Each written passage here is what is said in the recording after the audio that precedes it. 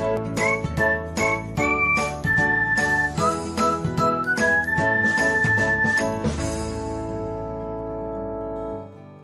everyone, welcome back to another episode of Technologyglance.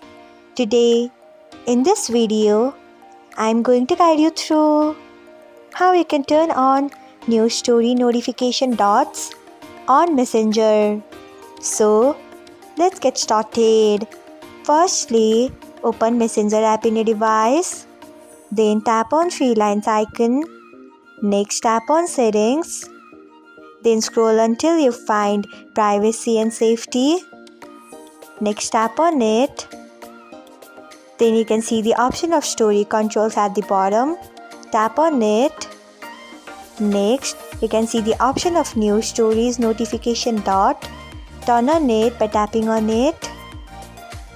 So, this is how you can turn on news stories notification dot on Messenger.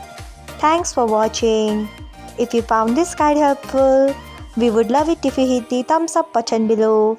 We upload great new tech tutorials like this one every day. So do not forget to subscribe to our channel and hit the bell icon so that you'll never miss another update.